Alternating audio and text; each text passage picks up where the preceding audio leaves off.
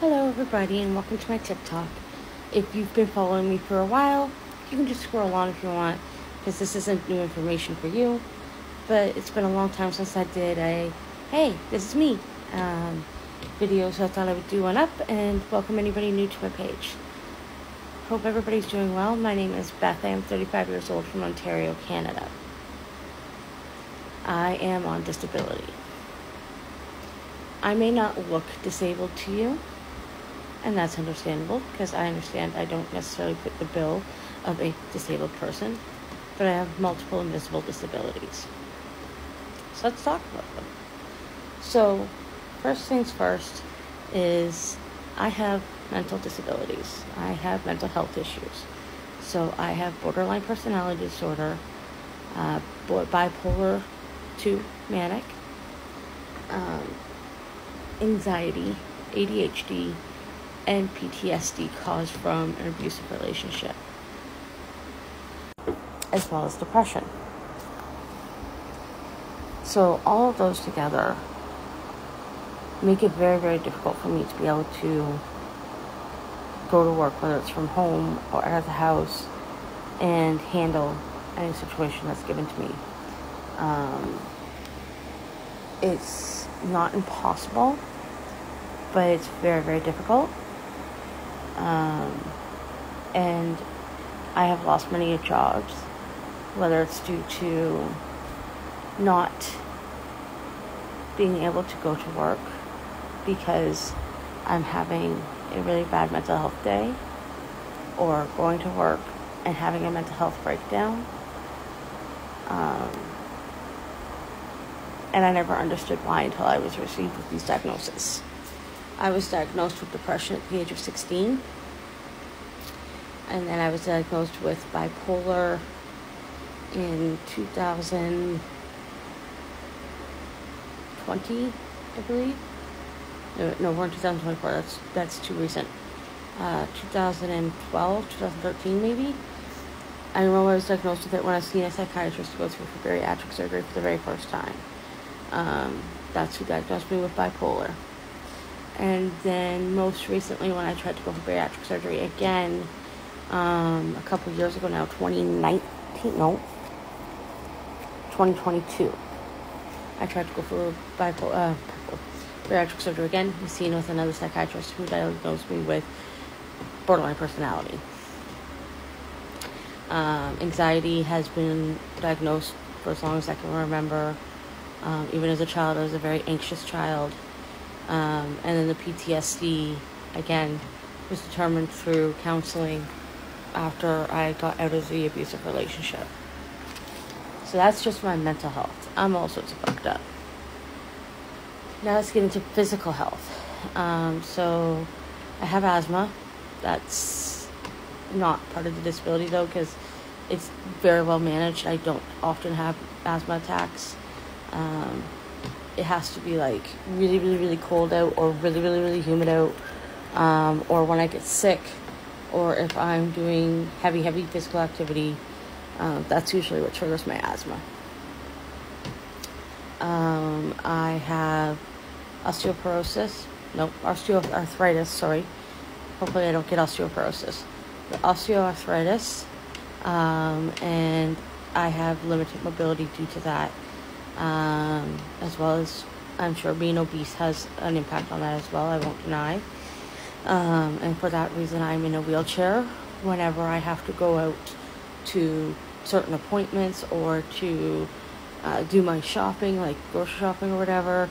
I need to either use my wheelchair, or I use these stores' mobility scooters if available. If I'm shopping alone, it's just easier than trying to push the cart while using my wheelchair. I also apparently have a walking issue. I don't know how to describe it. My orthopedist told me. Basically, it's I walk on the outside edge of my foot and roll down, instead of walking heel to toe. I don't even notice. I guess I've just always walked that way.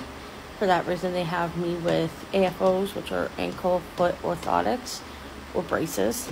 to keep my foot straight and not allow me to turn it to be able to walk like this, to help my balance better when I'm walking. When I am walking, I have a walker or a cane that I use depending on the distance that I am going. I also have sleep apnea. Again, it's not part of the disability. It's just a fact that I have it. I am type 2 diabetic, insulin dependent, meaning I only take insulin. I do not use any oral medications for my diabetes. They did not work for me.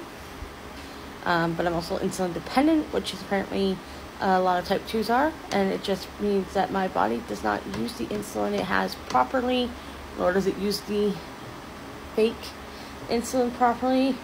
I have to use a lot of insulin to control my numbers. They want me on an insulin pump so that I can have ongoing insulin in my body, as well as the bolus amounts every few hours. Unfortunately, I cannot get an insulin pump covered by the government because I am type 2. I have polycystic ovarian syndrome. They think I have endometriosis, but there is no way to know for sure unless you go for invasive surgery to look around. I can't remember the name of that surgery. Exploratory surgery. Sorry, I had to think about that. Which they don't like to do. So there's that.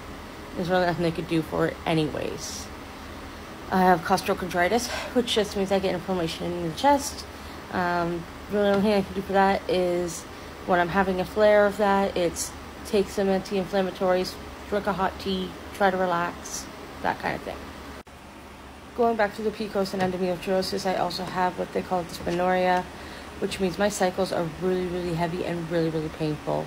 I'm usually bedridden for the first 48 hours because I'm in so much pain. Unfortunately, there's no cure for that either. I also have acid and bile reflux, so everybody knows what acid reflux is. Bile reflux is the same idea, only it comes from your intestinal tracts instead of your stomach. I have both, unfortunately. I've been told that my body just overproduces acid, and there's really nothing they can do about it. They have me on acid blockers or whatever those are called, but they only work so well. And then I have cyclic vomiting syndrome. And I have a minor delay in swallowing, esophageal motility delay, which also leads into having undiagnosed gastroparesis. So gastroparesis is, in layman's terms, paralyzation of the stomach. My stomach is not paralyzed as of this moment, but there is a delay in emptying. So what this means is that when I eat, it takes my body longer to digest the food than it would somebody else. With that being said, that means I also have a feeding tube. So this is a surgical feeding tube, which is a GJ tube, so gastrojejunal, because when I'm in a gastro flare, I can't eat orally and I have to eat through a feeding tube. I have formula that I pour into a bag, hook up to a pump and all that stuff. If you want to see that, I can tag you in videos, let me know below. I also have ADHD. I get really bad migraines. Which I'm about to be starting Botox for, which is covered through the government because the medications that we have tried me on have not worked. And so now we try the Botox, and hopefully that works. I also am hard of hearing and wear hearing aids when out in public. When I'm at home, I don't genuinely wear them. But when I'm out in public, I wear them so that I can make sure I can hear everything. And then lastly, my body does not like to hold on to vitamin D. I have extreme vitamin D deficiency, and as of recently, I was also diagnosed with extreme vitamin C deficiency. So not all of these contribute to me being on disability, especially not in a single one of them together, but when you add it all together, it makes me chronically ill disabled, and unfortunately this time I'm not able to work. If you have any questions for me, let me know in the comments. Time is running out. I do love you guys. I appreciate everybody who is kind and respectful. And as long as you're kind and respectful to me, I will be kind and respectful to you. That's really all I have to say. And if you have any questions, let me know, because I know this is a lot of information. Bye.